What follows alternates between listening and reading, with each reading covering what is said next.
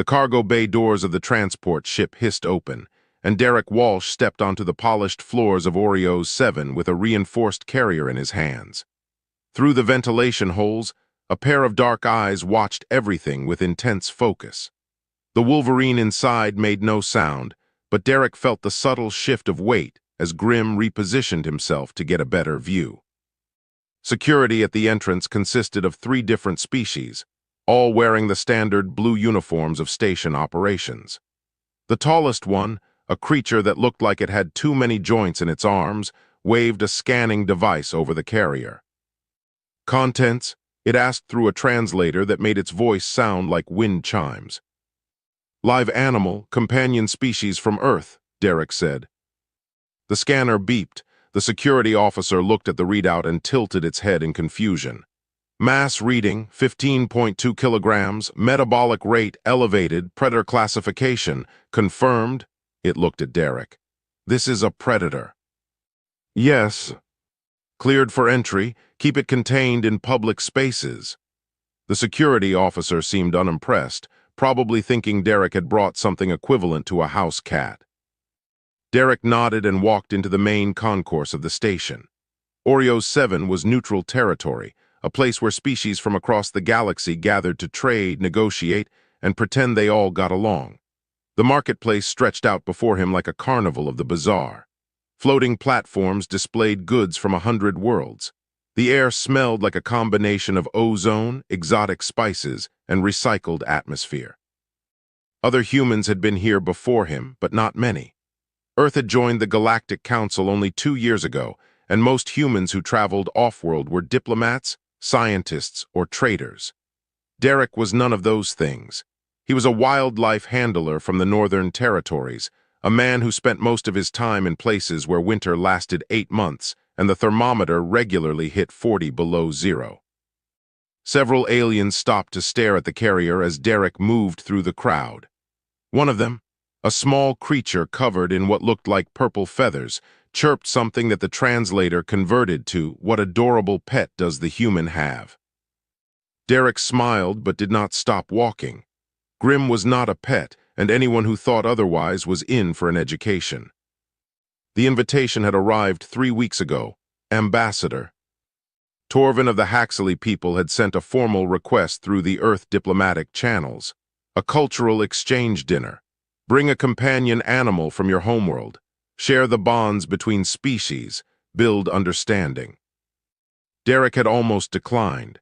He did not belong in fancy diplomatic functions, but then he thought about what the galaxy knew of Earth. They had seen the beaches, the forests, the grasslands. They had met humans from cities and suburbs, people who lived comfortable lives in comfortable places. Nobody had shown them the other Earth, the hard Earth, the Earth that did not forgive mistakes. So he accepted, and he brought Grimm. The Grand Hall sat at the center of the station, a massive circular room with a domed ceiling that displayed a projection of the galaxy above. Derek arrived early, as was his habit. Better to observe than be observed. The room was already filling with delegates from dozens of species. Each one had brought their own companions. A group of Virin, tall beings with skin that seemed to shift through different shades of blue, had brought creatures that floated in the air like jellyfish. They glowed with soft bioluminescence and made humming sounds that might have been communication or might have been breathing. Beautiful things, peaceful things. The Pelax delegation stood near the far wall with small flying creatures perched on their shoulders. The creatures had 4 wings and sang in complex harmonies that the translators could not fully convert. Several delegates had gathered around to listen. Derek set Grimm's carrier down on the platform designated for Earth's representative. The carrier was sturdy, made of reinforced polymer with a locking door. Through the ventilation holes, he could see Grimm's profile. The Wolverine sat perfectly still, watching everything. "Easy, buddy," Derek said quietly. "Just a few hours, then we go home." Grimm's ear twitched. That was the only response. Ambassador Torvin approached, moving with the strange, flowing grace of the Haxley. His species looked like they were made of living crystal, their bodies refracting light into rainbow patterns. "Derek Walsh, welcome. We are honored by your presence." Thank you for inviting me, Derek said. Torvin looked at the carrier with obvious curiosity.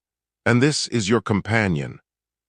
His name is Grim. He is a Wolverine. Wolverine, Torvin repeated the word slowly. The translator provides no clear equivalent in our language. What manner of creature is a Wolverine? A mustelid, Derek said. From the boreal forests and tundra regions of Earth, he weighs about 15 kilograms. There was a pause, then Torvin made a sound that might have been polite surprise. 15 kilograms? Fascinating. I look forward to learning more. The ambassador moved away to greet other arrivals. Derek noticed several delegates glancing at the carrier and then at each other. Some of them were smiling or doing whatever their species did to show amusement. The room continued to fill. More companions were presented. Elegant creatures, docile creatures, creatures that performed tricks or displayed beautiful colors or made pleasant sounds. Derek felt Grim shift position again in the carrier. The Wolverine was getting impatient. That was understandable. Grim did not like being contained, and he definitely did not like being surrounded by strangers who stared at him like he was entertainment. Soon, Derek promised quietly.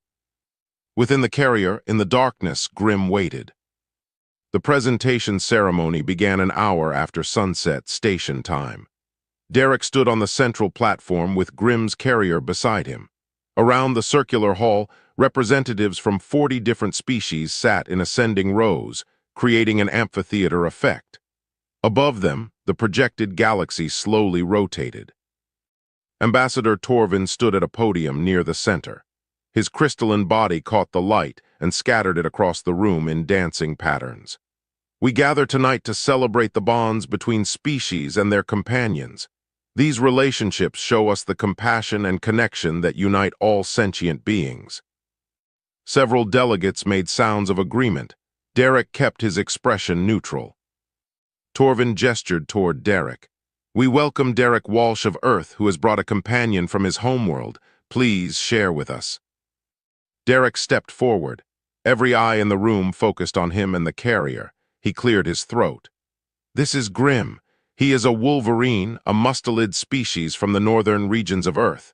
He weighs approximately 15 kilograms and lives naturally in boreal forests and Arctic tundra zones. There was a moment of silence. Then someone in the upper rows made a sound that the translator converted as laughter. Others joined in. Not loud, not aggressive, but definitely amused. A Virin delegate named Holly stood up. Her blue skin had shifted to a lighter shade, which Derek had learned meant she was relaxed and comfortable. Forgive me, but did you say 15 kilograms? Yes. My hatchlings are larger than that when they emerge from their eggs, Holly said. The delegates near her made sounds of agreement. You call this a companion? It sounds more like a snack animal. More laughter rippled through the hall. Derek did not react. He had expected this. A Kravik warrior named Dern rose from his seat. The Kraviks were reptilian, built like bipedal crocodiles, averaging 2.5 meters tall with thick scales and pronounced claws. Dern's species had a reputation as fierce hunters. I mean no disrespect to our human friend, but we were told Earth was a challenging world. Yet you bring a creature smaller than our prey animals and call it fierce. I did not call it fierce, Derek said calmly. I simply introduced him. But surely humans have larger predators, asked a delegate from the Threll Collective, an insectoid species with compound eyes. Why bring such a small specimen? Derek looked at Grim's carrier. Through the ventilation holes, he could see the Wolverine's silhouette. Grim had gone very still. That was never a good sign. The Wolverine was listening to everything, understanding nothing except the tone. And the tone in this room was mockery. Earth has many predators, Derek said. Grim represents a specific adaptation to a specific environment. An environment of 15-kilogram threats, Holly said, and the room laughed again. Torvin raised one crystal hand, trying to restore order. Please, let us maintain respect for all species and their choices. Of course, Dern said, but his tone suggested he was still amused. Perhaps the human can demonstrate what makes this tiny creature special. Does it perform tricks? Can it fetch objects? Derek felt his jaw tighten, not from anger but from the effort of staying patient. These beings were not trying to be cruel. They simply did not understand. Their death worlds featured creatures the size of vehicles. Their predators could tear through steel. A 15-kilogram animal seemed laughable by comparison. "Grim does not perform tricks," Derek said. "Then what does it do?" asked another delegate, this one from a species Derek did not recognize. "He survives." "Survives what? The comfort of a human dwelling," Holly smiled as she said it, making the comment seem almost friendly. Around the room, other species were whispering to each other. Derek caught fragments through the translator. "Humans are softer than we thought. Perhaps Earth is not as harsh as the reports suggested. They bond with prey animals and call them companions." Dern walked down from his seat toward the platform. His claws clicked against the floor with each step. He stopped a few meters from Derek, towering over the human. "I apologize if we seem skeptical, but in Kravic culture we respect strength. We bond with creatures that can fight beside us. A 15-kilogram animal seems decorative." "Grim is not decorative." "Then what is he?" Derek looked at the carrier again. Grim's breathing had changed. Slower, deeper. The Wolverine was assessing the situation, deciding whether the large reptilian creature approaching was a threat. "Would you like a demonstration?" Derek asked. Dern's eyes brightened. "Yes, show us what this Wolverine can do." Torvin looked uncertain. "Perhaps that is not necessary. We should not put any creature under stress." "It is fine," Derek said. He knelt beside the carrier and looked through the ventilation holes. Two dark eyes stared back at him. "We are going to open the door now. Be good." Grim's ear twitched again. That was as close to agreement as Derek would get. "I volunteer to witness this demonstration," Dern announced. "Let the human's companion show us its capabilities." Several other delegates murmured approval. This was turning into entertainment for them. Derek understood. They had come expecting elegance and beauty. Instead, they got a human with a medium-sized furry animal that probably looked absurd compared to the floating jellyfish creatures and singing bird things. Derek stood and moved to the carrier door. His hand rested on the latch. "Before I open this, I need everyone to understand something. Grim is not aggressive, but he is also not tame. He tolerates others because I ask him to. If anyone makes a threatening move, he will respond." "Understood," Dern said confidently. "I have faced predators 3 times my size. I think I can handle a 15-kilogram fur creature." Derek looked at the Kravic warrior for a long moment. Then he opened the latch and pulled the carrier door open. For several seconds, nothing happened. The room leaned forward collectively, waiting to see the tiny Earth predator. Then Grim stepped out into the light. The Wolverine moved with the deliberate pace of something that had never needed to hurry. Grim emerged from the carrier and paused at the edge of the platform, his dark fur catching the light from above. He was stocky, built low to the ground with powerful shoulders and legs that looked too thick for his body size. His head was broad and flat, his ears small and rounded. Curved claws extended from each paw, visible even against the polished floor. The laughter in the room increased, not malicious but definitely unimpressed. To beings who measured threat by size and spectacle, Grim looked like someone's forgotten stuffed toy. "That is it," Holly said from her seat. "It looks like a fur ball with legs." "Adorable," another delegate added. Grim sat down next to Derek's leg and looked out at the assembled aliens. His expression was unreadable, but Derek knew that look. The Wolverine was cataloging everything, every movement, every sound, every potential threat. Dern stepped closer, his confidence obvious in every movement. The Kravic warrior had fought in territorial wars on his homeworld. He had hunted creatures with fangs as long as a human forearm. This small Earth animal did not impress him. "So this is humanity's fierce companion," Dern said. "I have eaten larger prey for breakfast." More chuckling echoed through the hall. Derek remained silent. Explanations would not work here. These beings needed to see, not hear. Dern looked down at Grim. The Wolverine looked back up at him without moving. There was no fear in those dark eyes, no submission, just cold assessment.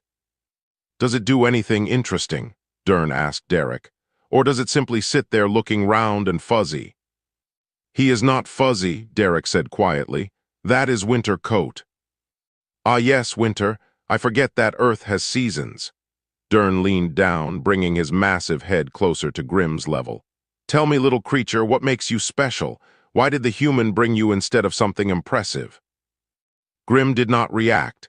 He sat perfectly still, his breathing steady and controlled. Several delegates were recording this with their various devices, probably planning to share the humorous moment later. The human and his laughable predator. "Perhaps it does tricks after all," Holly suggested. "Can it roll over, play dead?" "My hatchling can sing in 4 different harmonic ranges," said a Pellax delegate. "What can yours do?"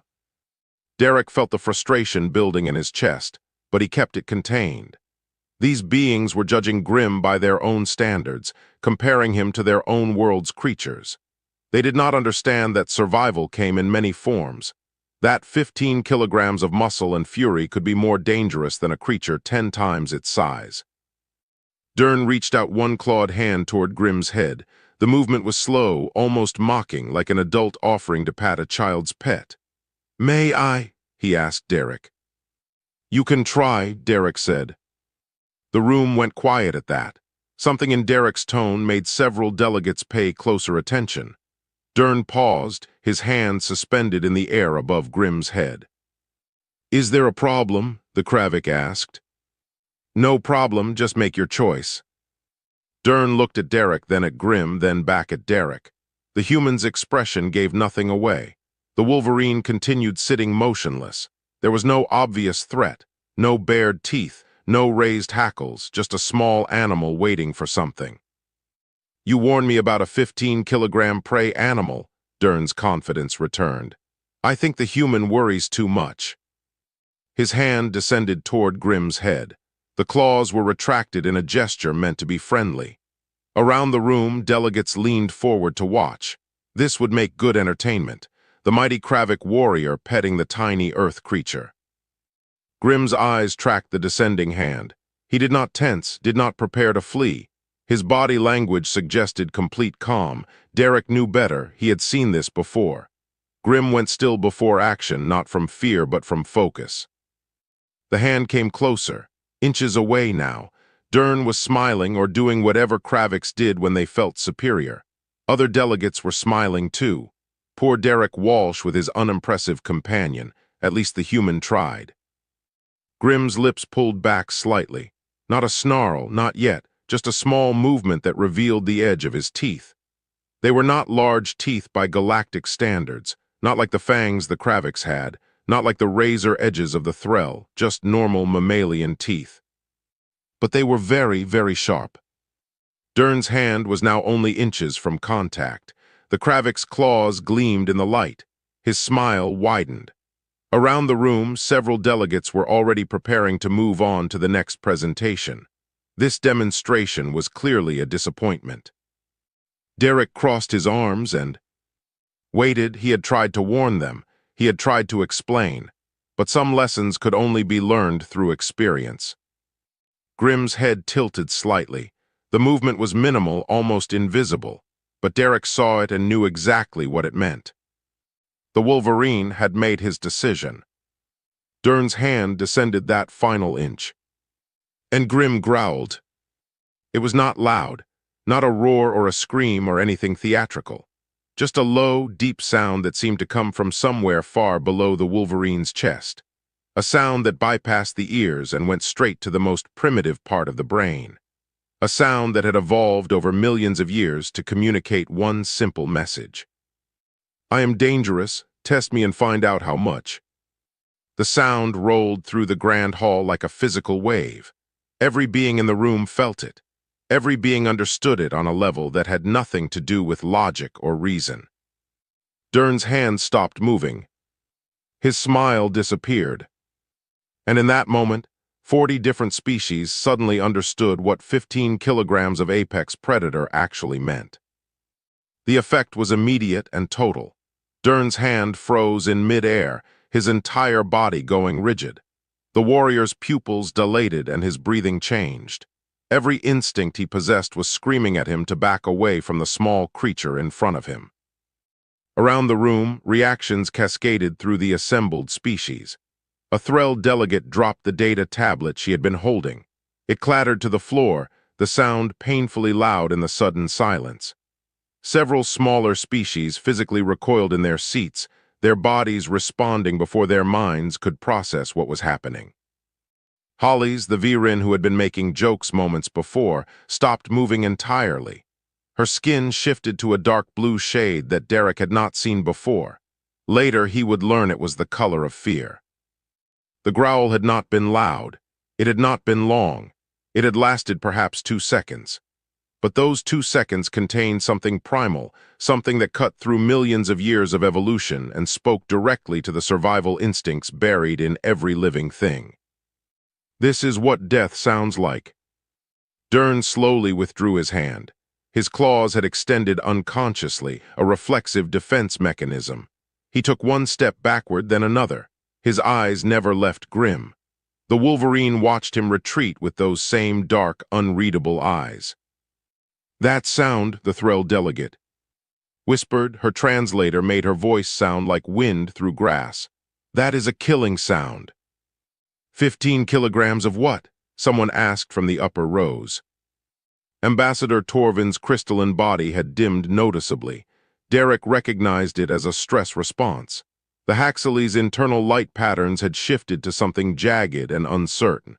"Derek Walsh, perhaps you should explain." Derek looked around the room. Every eye was on him now, not with amusement, not with condescension, with attention, real attention. Grim is a Wolverine. His species evolved in one of the harshest environments on Earth. Winter temperatures regularly reach 40 degrees below zero. Food is scarce. Competition is fierce. He paused, making sure they were listening. They were. Wolverines have a bite force that can crack frozen bone. They take down prey 5 times their size. Caribou, young moose. They drive wolves and bears away from kills through pure aggression. They defend territories that span over 500 square kilometers. They never back down. They never surrender. They fight until they win or until they die. The room remained silent. Several delegates were accessing their data systems, pulling up Earth's environmental records. Derek could see their expressions changing as they read. "Your boreal zones," a scientific delegate named Prell said slowly. She was from an aquatic species, her breathing apparatus making bubbling sounds as she spoke. "The average winter temperature is negative 40 degrees. In the regions where Wolverines live, yes. That is a death world environment. To you maybe, to Grim it is home." Holly stood up, her earlier confidence completely gone. "We reviewed Earth's data. We saw temperate forests, oceans, grasslands. The report said Earth was a pleasant world." "Earth is many things," Derek said. "We showed you what we thought you would find interesting. Beautiful places, comfortable places. We did not think you would care about the frozen north or the burning deserts or the mountain peaks where the air is too thin for most species to breathe." "You live in those places?" Dern asked. His voice had changed. The mockery was gone. "Humans live everywhere on Earth, from the equator to the Arctic. We adapt." A military advisor from a species Derek did not recognize spoke up. "If you bond with predators like this, what does that mean for human military capabilities?" Derek shook his head. "We do not bond with them for war. That is not what this is about." "Then what is it about?" "Respect." Derek looked down at Grim. The Wolverine had relaxed slightly, sensing that the immediate threat had passed. "I found Grim when he was a kit. His mother had been killed by a landslide. He would have died without help. So I raised him, fed him, kept him safe. And when he was old enough to survive on his own, he chose to stay." "Chose?" Prell asked. "Wolverines are not domesticated. You cannot train them like dogs or cats. You can only earn their tolerance, their cooperation. Grim stays with me because he wants to, because we have an understanding. Several delegates exchanged looks. The concept seemed to unsettle them more than the growl had. What understanding? Torvin asked quietly. That I will not threaten him and he will not threaten me. That we are partners, not master and pet. That I respect what he is and he respects what I am. Grim yawned then, a long, slow yawn that displayed every tooth in his mouth. Several delegates flinched. The yawn was not aggressive, just a normal behavior. But seeing those teeth, seeing the jaw that could crack frozen bone, made the gesture terrifying. Derek reached down and scratched behind Grim's ears. The Wolverine leaned into the touch, making a sound that was almost a purr but not quite. The casual intimacy between human and predator was somehow more disturbing to the watching aliens than the growl had been. You touch it, Holly said. Just touch it while it is awake and alert. He is not in it, his name is Grim, and yes, I touch him, he is my friend. Friends with a creature that makes that sound. Derek smiled slightly. Every species in this room makes sounds. Grim's just happens to be more honest than most. Dern had returned to his seat, but he was still watching Grim with wary respect. I apologize. I underestimated both of you. No harm done, you did not know. What else walks in your northern lands? Hollis asked. Her voice was quiet now, almost afraid of the answer.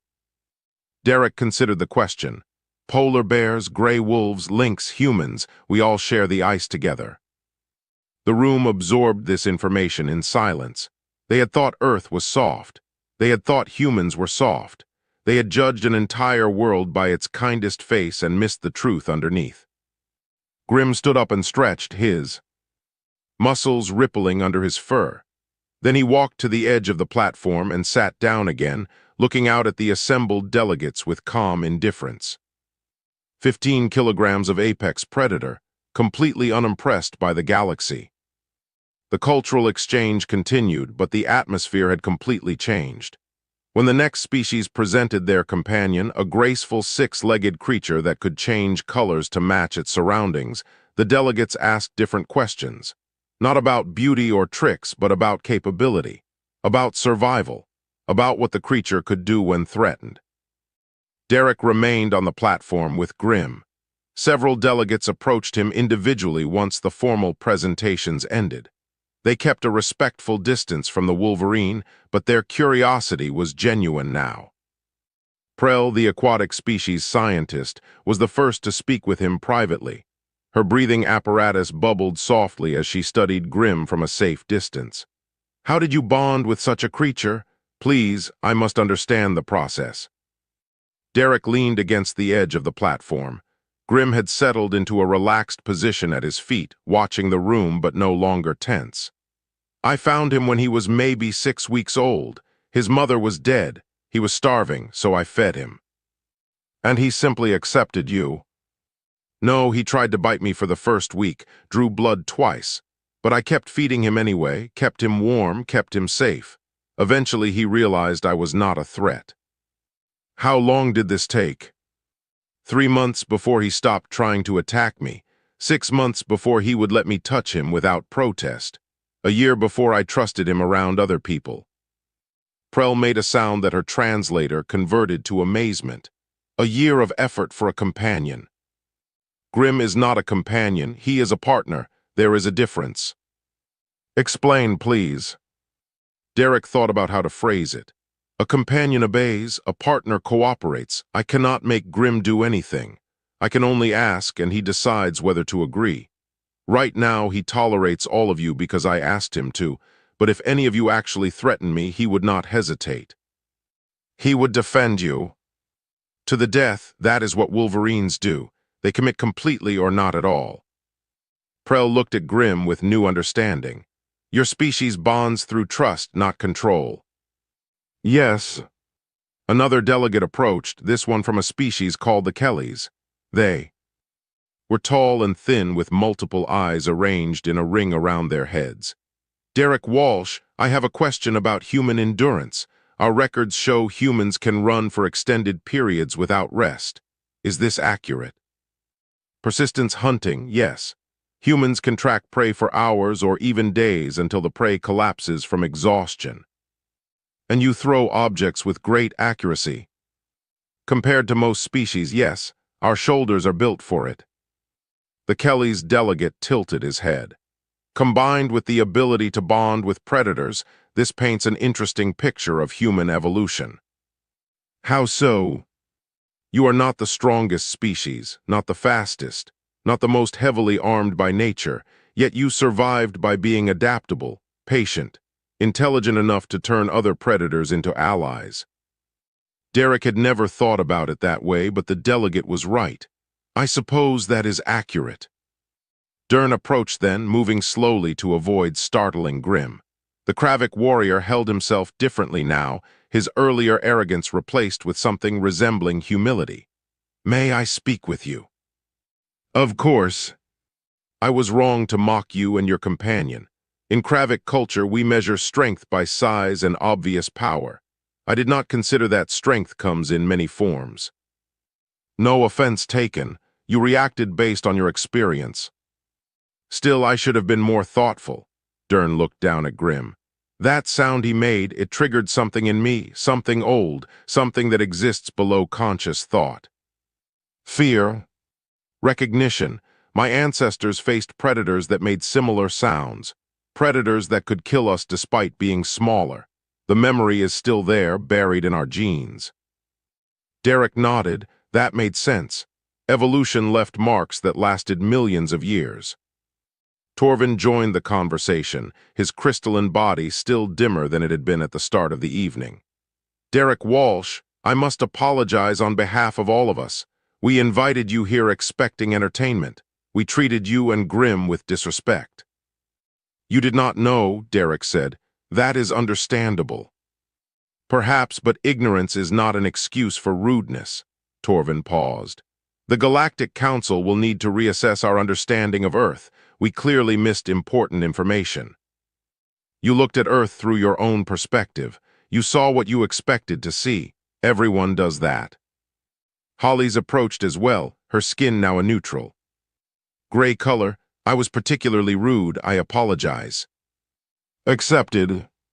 May I ask, what else should we know about Earth? What other surprises await us? Derek considered the question carefully. Earth has deserts where the temperature reaches 50 degrees. We have ocean trenches deeper than most of your vessels can dive. We have storms that can level cities.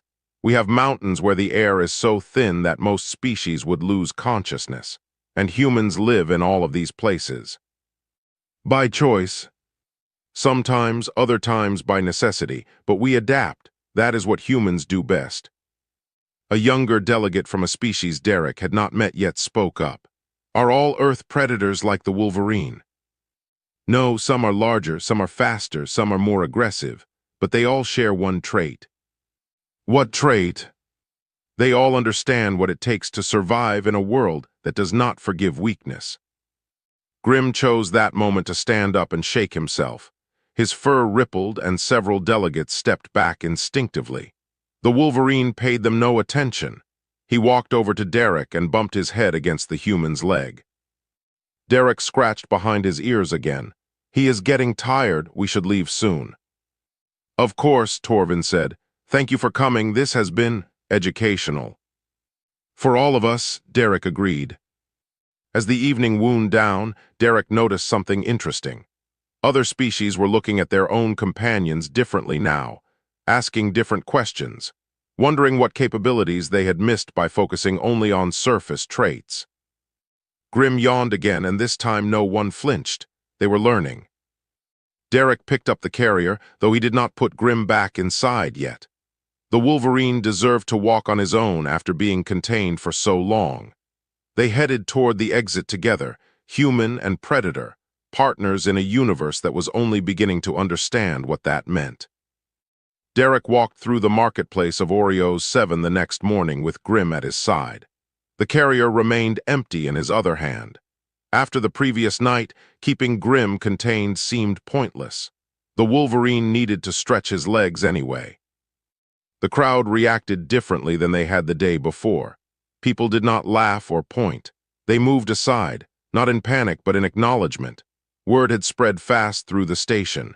The human with the small predator, the creature that made 40 species freeze with a single sound. A young alien child, her species unidentifiable to Derek, tugged on her parent's sleeve as they passed. "Is that the growling beast?" Her parent, a tall being covered in what looked like moss, nodded slowly. "That is a Wolverine, and that is the human who earned its trust." The child stared at Grimm with wide eyes. The Wolverine ignored her completely, focused on navigating the crowd. Derek smiled slightly. Grimm had no interest in being famous. They passed a public data terminal where several beings were gathered around a display. Derek glanced at it and saw footage from the previous night. Someone had recorded the moment of Grimm's growl, and it had already been viewed thousands of times across multiple networks. The comments scrolled past in dozens of languages. 15 kilograms of nightmare. I thought Earth was a soft world. I was wrong. Note to self, never assume size equals capability. Humans bond with that. Derek kept walking. Let them talk. Let them learn. That was the point of the cultural exchange, after all. A galactic council representative intercepted him near the docking bays. She was from a species called the Vaughn, resembling an upright mantis with 4 arms. "Derek Walsh, the council requests access to your Earth database, specifically information about harsh environment zones and the species that inhabit them. I will pass that request to Earth's diplomatic corps. Thank you. We also would like to invite you to future cultural exchanges, perhaps with other examples of Earth wildlife." Derek almost laughed. "I will think about it.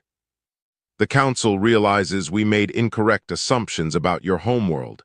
We wish to correct our understanding." "That is good. Understanding is always better than assumption." The Vaughn representative looked down at Grimm, who was sitting patiently next to Derek. "May I ask a personal question?" "Go ahead." "Does it ever frighten you, living with a predator?" Derek considered the question seriously. "Grimm could hurt me if he wanted to. He has the tools, the instinct, the capability, but he chooses not to. Every single day he makes that choice. That is not frightening, that is humbling. Because he could end you but does not. Because he trusts me enough not to. Trust is a two-way path. I trust him not to hurt me.